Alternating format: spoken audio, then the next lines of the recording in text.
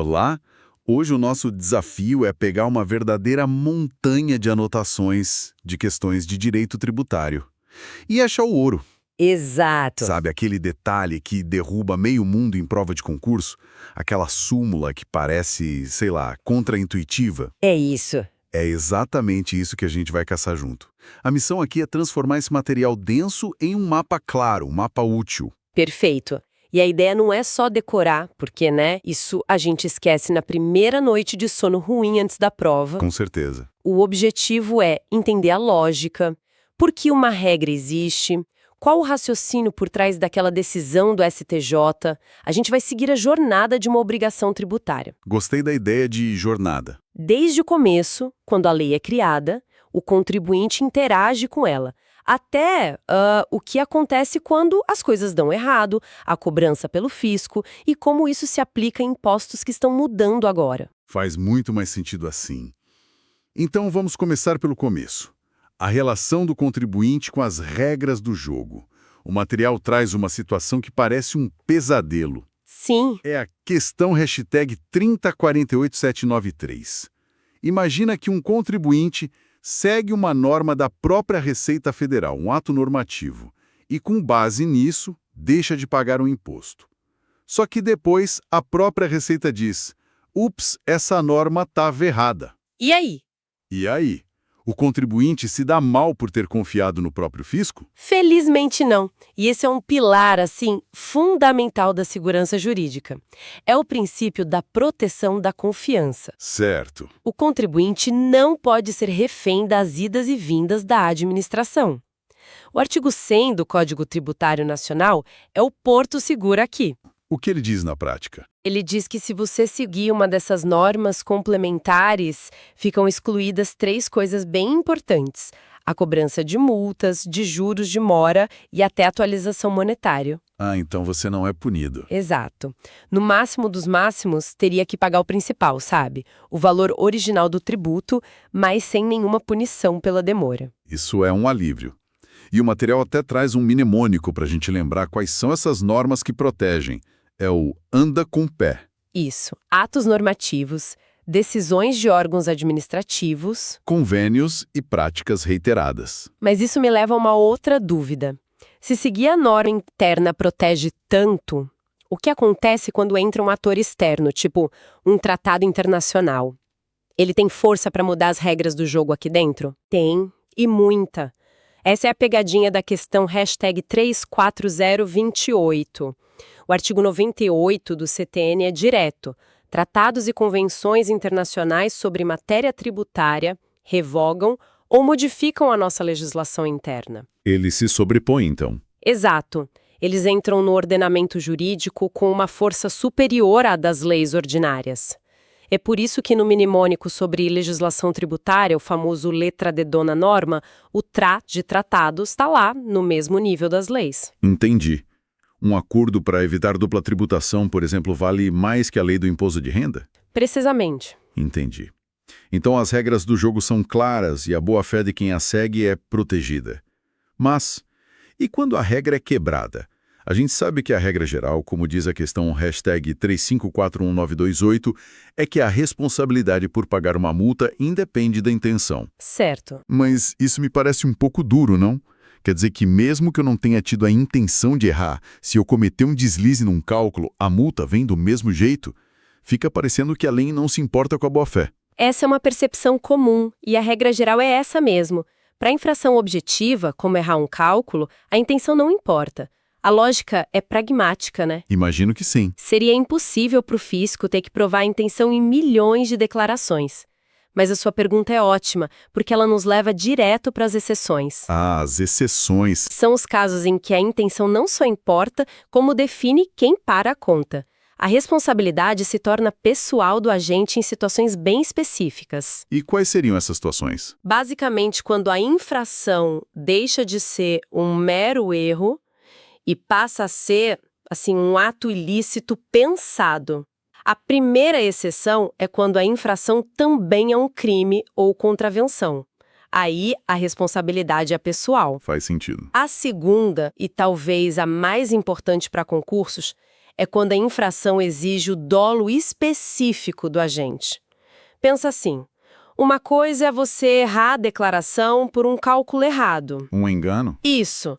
Outra, completamente diferente, é você criar uma nota fiscal falsa para enganar o fisco. Esse segundo caso tem a intenção clara, o dolo específico de fraudar. E aí a responsabilidade sai da empresa. E vai para o CPF de quem cometeu o ato. E falando em ir para o CPF, o material cita uma situação extrema de responsabilidade, a súmula 435 do STJ. O que acontece quando o administrador não só comete uma infração, mas a empresa inteira simplesmente some. Desaparece. Desaparece do endereço fiscal sem avisar ninguém. Essa súmula 435 é um verdadeiro atalho para o fisco. Pensa no drama que seria para a Fazenda ter que provar que o sócio agiu de má fé, que ele esvaziou a empresa de propósito. Seria quase impossível. Com a súmula, a lógica se inverte. A empresa sumiu do mapa. A culpa, até que se prove o contrário, é de quem a administrava na época do fato gerador. É uma virada de jogo processual que permite o redirecionamento da execução fiscal direto para o patrimônio pessoal do sócio-gerente. Ele já começa na defensiva. Exatamente. É uma medida dura, mas que combate a evasão. E falando nessa cobrança que vai para o sócio, isso só acontece depois que a dívida está formalizada, certo? O que nos leva direto para o coração desse processo, o crédito tributário e o famoso lançamento. Isso mesmo. O material destaca um tipo que sempre gera dúvida, o lançamento por declaração. Como funciona essa dança entre o contribuinte e o fisco? É exatamente uma dança, como diz a questão FEC 281-59359. O contribuinte entra com a música. Ele declara os fatos, a matéria bruta. Por exemplo, no ITCMD ele informa: recebi uma herança de X valor composta por tais bens. Ok, ele apresenta os fatos. Isso. O fisco, então, entra para conduzir. Ele pega essas informações, verifica se estão corretas, aplica a alíquota e formaliza a cobrança. O contribuinte dá a matéria-prima, a autoridade fiscal constitui o crédito. E uma vez que o fisco conduz a dança de um jeito, ele pode mudar os passos no meio do caminho? A súmula 227 do STJ, citada aqui, parece dizer que não. Ela fala sobre a proibição de mudar o critério jurídico. Mas as anotações também falam de novos critérios de apuração que podem retroagir. Confesso que a diferença entre os dois não é super clara para mim. Essa é uma confusão clássica e uma ótima pergunta. Vamos traduzir essa diferença com um exemplo prático. Imagina que o fisco sempre aceitou uma planilha de Excel para você calcular um imposto. Certo, uma ferramenta. De repente, ele passa a exigir um software específico, mais moderno. Isso é um novo critério de apuração. A ferramenta mudou, mas a lei é a mesma. Ele pode usar esse novo software para reanalisar suas declarações passadas dentro do prazo claro. Entendi. Agora, o outro caso. Imagina que o fisco sempre interpretou que a palavra veículos na lei significava apenas carros e motos. Um dia, ele muda de ideia e publica uma solução de consulta dizendo que a lei, na verdade, sempre inclui barcos. Aí mudou a interpretação da regra. Isso é uma mudança de critério jurídico. Essa nova interpretação, como protege a súmula 227, só pode valer para o futuro, para não pegar ninguém de surpresa. Agora ficou cristalino. É a diferença entre mudar a regra e mudar a regra. E já que estamos falando dos limites do poder do fisco, vamos para um tema quente: sigilo fiscal. Sempre quente. Da questão 384799. A regra geral é que o fisco não pode sair por aí contando a vida financeira de ninguém. Mas, como sempre, há exceções. O material traz um mnemônico curioso: Re-par-in-in. O que diabos isso significa? É um bom mnemônico para algo que é pura decoreba. O sigilo não é absoluto. O Re-par-in-in mapeia as principais situações em que a Fazenda Pública pode sim compartilhar informações. Ok, vamos lá. O Ré é de representações fiscais para fins penais. Se há suspeita de crime, o sigilo cai. O par é de parcelamento ou moratória. Peraí. Então a informação sobre parcelamento de uma dívida de uma empresa é pública? Eu sempre achei que isso era super sigiloso. Pois é. Quer dizer que qualquer um pode checar se uma empresa aderiu a um refis, por exemplo? Isso muda bastante a percepção de sigilo. Exatamente. A adesão a esses programas de benefício fiscal é considerada de interesse público. E isso nos leva aos outros dois INs. O primeiro IN é de inscrições na dívida ativa. A lista de devedores é pública. Certo. E o segundo IN, que é uma alteração mais recente e importante, é de incentivo, renúncia ou benefício fiscal para pessoa jurídica. O valor e o beneficiário desses incentivos também podem ser divulgados. Ah, interessante. A questão do CESP de 2024, citada nas fontes, mostra bem isso. Um tribunal de contas pedindo dados sobre dívida ativa, parcelamentos e benefícios fiscais de empresas. Pelo CTN, o acesso é totalmente permitido. Ok, já vimos a teoria, os limites, as responsabilidades. Agora, como isso tudo se aplica na prática, com impostos que estão na boca do povo, especialmente com a reforma tributária? A questão #364174 foca no ITCMD. O Imposto sobre Heranças e Doações. Que mudou bastante. O que há de novo? Muita coisa. A principal mudança, que os diagramas nas fontes deixam bem claro, foi na competência, ou seja, qual estado fica com o dinheiro. A regra ficou mais lógica. Como assim? Para bens imóveis, não tem erro. O imposto é do estado onde o imóvel está. Para bens móveis, como dinheiro ou ações, a gente olha para as pessoas. Certo. Numa herança, a competência do estado onde o falecido morava. Numa doação, é do estado onde o doador mora. Acabou aquela confusão antiga. E além dessa organização da competência, o material destaca outras duas grandes novidades, certo? Sim, e são duas novidades com grande impacto social. A primeira é que o ITCMD agora será progressivo. Não é mais uma opção, é uma obrigação. As alíquotas devem aumentar conforme o valor da herança ou doação. Uma obrigação, anotado. A segunda é uma nova imunidade. Não incidirá ITCMD sobre doações para instituições sem fins lucrativos de relevância pública e social. Pense em igrejas, templos ou entidades de assistência social e científicas. Um incentivo à filantropia. Exato. E as anotações aqui fazem um alerta que é a cara de prova de concurso. A diferença entre o verbo usado para o ITCMD e para o IPTU. Precisamente. É o tipo de detalhe que derruba o candidato desatento. Com a reforma, a Constituição diz que o ITCMD deverá ser progressivo. É um mandamento. Certo, um dever. Já para o IPTU, o texto constitucional diz que ele poderá ser progressivo. É uma faculdade, uma permissão para o município.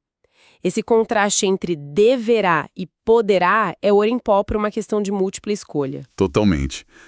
Falando em tributos que dependem de uma ação estatal, vamos para a contribuição de melhoria. A lógica dela é bem intuitiva, né? O governo faz uma obra, seu imóvel valoriza, você paga uma parte da conta. A lógica é essa. Mas quais são as travas para essa cobrança não virar uma farra? Existem duas travas, dois limites bem claros, como o diagrama nas fontes mostra. O primeiro é o limite total. O valor total que o governo arrecada com a contribuição de todos os vizinhos não pode ser maior do que o custo total da obra. Ok, não pode dar lucro para a prefeitura. Isso. Se a pavimentação da rua custou 1 milhão, a prefeitura não pode arrecadar R$ 1.001. O segundo limite é individual. O valor que cada proprietário paga não pode ser maior do que a valorização específica do seu próprio imóvel. Ah, o benefício individual. Se a obra valorizou a sua casa em R$ 10.000, a contribuição não pode ser de 10.001. O fisco tem que respeitar esses dois tetos, o global e o individual. Perfeito. E para fechar esse bloco, o material fala da competência tributária residual. Parece um superpoder da União. O que é isso? É quase um superpoder, uma carta na manga constitucional, como diz a questão #294995. É a permissão para a União criar impostos e contribuições para a Seguridade Social que simplesmente não existem na Constituição. Mas deve ter regras. Muitas amarras, só pode ser feito por lei complementar, o fato gerador e a base de cálculo têm que ser totalmente inéditos, diferentes de tudo que já existe, e o tributo não pode ser cumulativo. Por isso, é raro de usar. Exatamente. É um poder raramente usado, mas que é fundamental saber que existe. Ufa, que jornada. Cobrimos muito terreno. Recapitulando o nosso caminho, a gente viu que seguir as regras da administração, mesmo que elas estejam erradas, protege o contribuinte de multas e juros. Certo. Entendemos que, embora a intenção geralmente não importe para infrações, em casos de fraude, o dolo específico joga a responsabilidade direto no CPF do agente. Exatamente. E vimos também que o sigilo fiscal não é absoluto, com as exceções do Reparine 1. E mergulhamos nas mudanças práticas da reforma tributária no ITCMD, com a nova progressividade obrigatória e as regras claras de competência. E os limites, né? Por fim, entendemos os limites do poder de tributar, como os 2 tetos da contribuição de melhoria que garantem a justiça da cobrança. Ótimo resumo. E para fechar, uma última reflexão que o material suscita, algo para ficar matutando. Nós vimos as novas regras de competência para o ITCMD, que resolveram vários problemas internos. Mas uma das anotações aponta para uma questão em aberto crucial para quem herda bens ou recebe doações de alguém que mora no exterior. Qual seria? A Constituição agora exige uma lei complementar para definir qual Estado brasileiro pode cobrar o imposto nessa situação específica. O detalhe é que, como a anotação bem lembra, essa lei ainda não foi editada. Então tem um vácuo. Isso cria um vácuo legislativo, uma zona cinzenta. Como os estados e os contribuintes devem agir enquanto essa definição não chega? Fica a questão sobre a segurança jurídica nessas transações internacionais até que o Congresso se pronuncie.